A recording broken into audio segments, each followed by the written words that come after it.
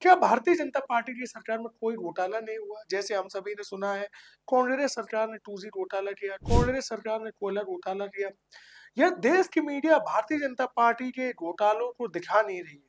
देश में 2015 से 2022 के बीच चलाई गई प्रधानमंत्री कौशल विकास योजना में सीएजी रिपोर्ट से बड़े घोटाले का पर्दाफाश हुआ है। इस रिपोर्ट के मुताबिक युवाओं के कौशल विकास के लिए 10,000 करोड़ रुपए खर्च किए गए। लेकिन इसके डेटा को देखकर यही पता चलता है कि विकास आम लोगों का नहीं हुआ, बल्कि किसी और का हुआ। सीएजी रिपोर्ट में दावा किया गया कि 94.5% लाभार्थियों के बैंक खाते फर्जी थे, 96% लोगों के मोबाइल नंबर फर्जी थे, 97% के आसपास धोखाधड़ी वाले मूल्यांकनकर्ता के विवरण थे। 1 करोड़ से अधिक लोगों ने योजना के तहत प्रशिक्षण पूरा किया, लेकिन उनके ईमेल और मोबाइल फोन नंबर एक ही थे। बैंक खाता नंबरों में भी बैंक अकाउंट नंबर 1111 जैसे डुप्लीकेट और फर्जी आंकड़े मिले और हजारों उम्मीदवारों की तस्वीरें भी एक समान थी। बस उनके एंगल अलग अलग थे, फोटो खिंचाने के जो एंगल थे वो अलग अलग थे। इस योजना के तहत 61 लाख ट्रेनर्स के बारे में भी जानकारी अधूरी पाई गई।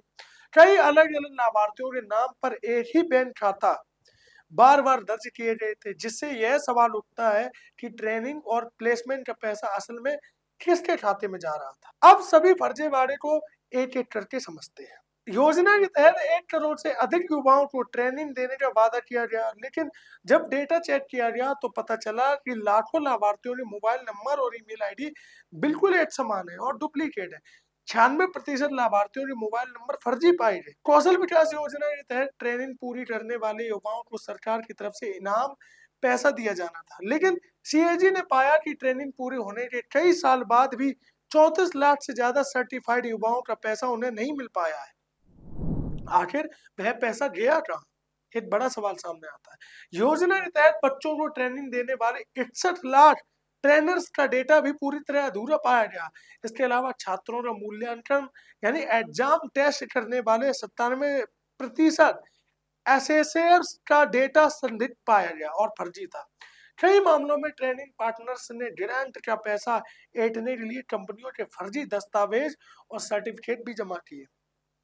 मतलब कहने का तात्पर्य है कि पूरे जमकर धांधली हुई है, जमकर घोटाला हुए और हमारे आपके जो टैक्स का पैसा है वह कौशल विकास योजना के नाम पर किसी और के ही जेब में जा रहा है। इन खुलासों के बाद से विपक्षी दलों, खासकर पूर्व आईएएस अधिकारी गोपीनाथन ने आरोप लगाया है कि देश के युवाओं को रोजगार देने के नाम पर जो हजारों करोड़ रुपए का बजट पास हुआ था, वह फर्जी कंपनियां, डमी लाभार्थियों और भ्रष्टाचार की भेंट चढ़ गया।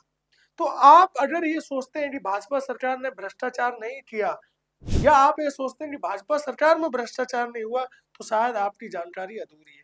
पूरी जानकारी देने का काम नेक्स्ट जन ब्रॉडकास्ट करता है और ऐसी ही सटीक जानकारी और खबरों को देखने के लिए नेक्स्ट जन ब्रॉडकास्ट को फॉलो करें। तो यदि आप सोचते हैं कि आपका टैक्स का पैसा पूर्ण रूप से देश के भले के लिए लग रहा है, तो शायद आप गलत है।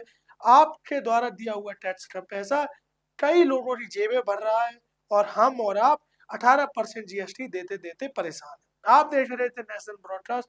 बहुत बहुत धन्यवाद।